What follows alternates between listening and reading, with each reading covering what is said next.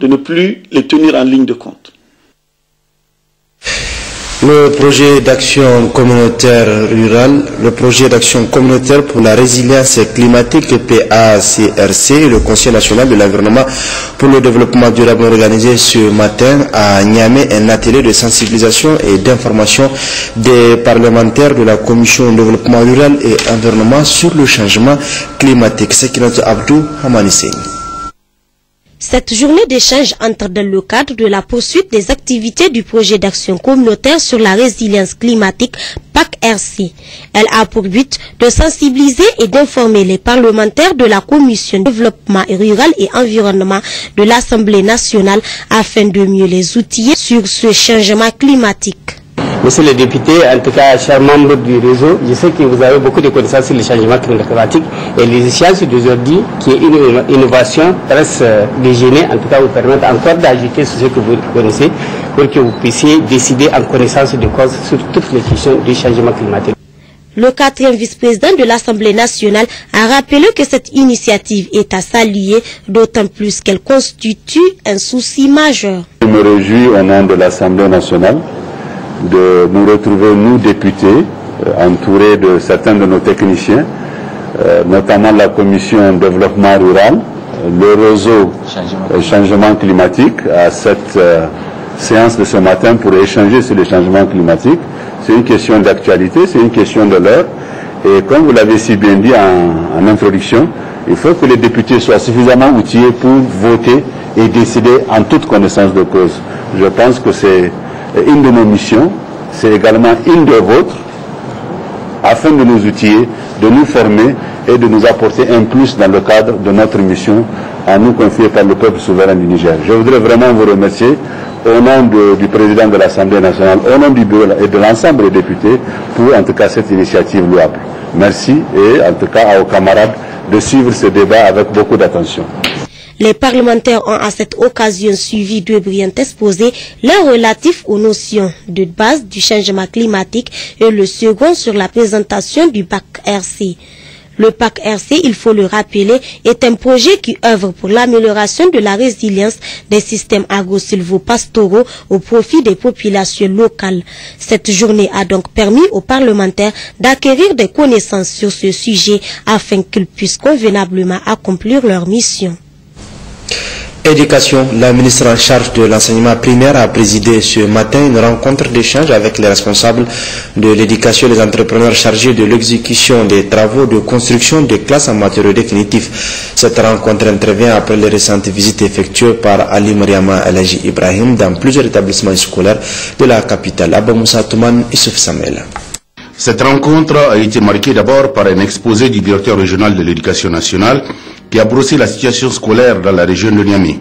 Mamadou Tchemogo a fait ressortir que l'effectif des enfants scolarisés dans la région en 2014 s'élève à 238 159 contre 226 177 en 2013, ce qui représente une progression de l'ordre de 5%.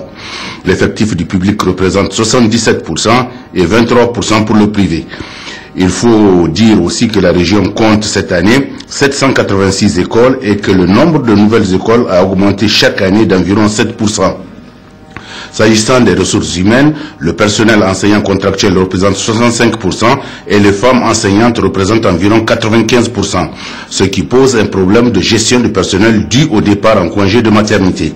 Le directeur régional a également évoqué la situation des infrastructures, des équipements scolaires, le mobilier. En conclusion, il a fait remarquer que les effectifs augmentent d'environ 7 à 12% chaque année. Cela induit des besoins énormes en matière d'infrastructures, de mobilier et du personnel enseignant. Tirant les conclusions de ces différentes visites, la ministre en charge de l'enseignement primaire s'est appesantie sur le fonctionnement des établissements, les réalisations effectuées, les acquis et les contraintes. Par rapport au fonctionnement des établissements, il nous a été donné de constater avec satisfaction que les cours ont bien démarré dans toutes les écoles. Les enseignants et les enseignantes, ainsi que tous les intrants pédagogiques, sont sur place. Par rapport aux réalisations et aux acquisitions, il a été constaté la construction de plusieurs infrastructures, des classes en matériaux définitifs. La situation vient d'être présentée par le directeur régional, et ainsi que plusieurs paillotes qui ont été confectionnés par les mairies et les COGES que nous saluons au passage.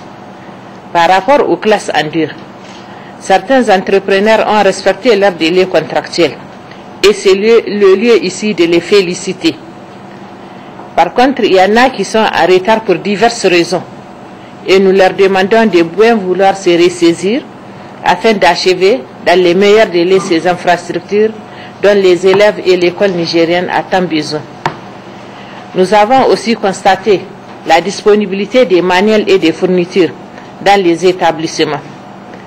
Et ainsi nous demandons à tous les responsables ici présents de veiller à ce que ces manuels ne servent pas à orner les armoires, mais qu'ils restent entre les mains des élèves, quitte à les sensibiliser pour leur entretien. Par rapport aux contraintes, malgré les multiples efforts de l'État et de ses partenaires, il existe encore un certain nombre de préoccupations, principalement l'insuffisance des latrines, des points d'eau, l'insuffisance des tables-bancs, l'absence des murs de clôture dans certains établissements, l'insuffisance du personnel auxiliaire, notamment les gardiens. Et à ce sujet, nous souhaitons que les collectivités prennent en charge ces préoccupations dans leur programmation budgétaire 2014. Une dernière préoccupation est celle de l'encadrement pédagogique. Nous demandons à tous les responsables académiques de prendre les dispositions pour assurer un meilleur suivi des établissements et des enseignants en vue d'assurer une éducation de qualité à nos enfants. La ministre des Enseignements secondaires a quant à elle procédé cet après-midi au lancement du programme d'animation pédagogique en arabe dans les collèges et lycées franco-arabes de Niamey. Initié par la mission éducative du Royaume d'Arabie Saoudite au Niger, ce programme vise à outiller les enseignants d'arabe du Niger afin qu'ils puissent valablement jouer leur mission. Youssouf Suleiman, Mariam Dakou. Cette cérémonie marquant le lancement des activités d'animation pédagogique en arabe dans les collèges et lycées franco-arabes de Niamey s'inscrit dans un vaste programme d'amélioration de la qualité de l'enseignement franco-arabe du secondaire au Niger. Dans son allocution de lancement de ces activités, la ministre des Enseignements secondaires a ainsi salué cette noble initiative de la mission éducative du Royaume d'Arabie Saoudite au Niger qui vise le renforcement des capacités des enseignants d'arabe du Niger. Les activités pédagogiques que compte entreprendre la mission éducative saoudienne au Niger contribueront, j'en suis convaincu, à mettre en place une pool de ressources humaines compétentes en matière d'enseignement disciplinaire, mais aussi et surtout à améliorer davantage la qualité de l'enseignement arabe dans nos établissements afin de rehausser les acquis des élèves. Je voudrais également saisir cette occasion pour exhorter tous nos partenaires à nous accompagner pour leur soutien en ressources au profit du sous-secteur de l'enseignement franco-arabe dont les ambitions sont grandes au service du développement de notre pays. Excellence, Monsieur l'ambassadeur de l'Arabie Saoudite au Niger, je vous demande d'être notre représentant auprès des autorités éducatives saoudiennes pour leur transmettre une fois encore notre sincère gratitude et notre profonde reconnaissance. Le ministère des Enseignements secondaires, pour sa part, conformément aux orientations du président de la République, son Excellence Issouf Mahamadou, œuvrera inlassablement pour le développement de ce sous-secteur qui est un maillon essentiel de notre système éducatif. Quant à vous, chers enseignants, chers coopérants, je suis convaincu que vous mettrez tout en œuvre pour participer activement aux différents exposés, aux débats et aux exercices pratiques. L'ambassadeur d'Arabie Saoudite au Niger, quant à lui, après avoir rassuré de la volonté de son pays à accompagner le Niger dans tous ses programmes de développement, fondé l'espoir de voir ces activités d'animation pédagogique profiter au plus grand nombre d'enseignants d'arabe du Niger. Le Royaume d'Arabie Saoudite, il faut le rappeler, intervient dans plusieurs secteurs de développement au Niger. C'est ainsi qu'il a contribué à la construction de la première médersa du Niger en 1957.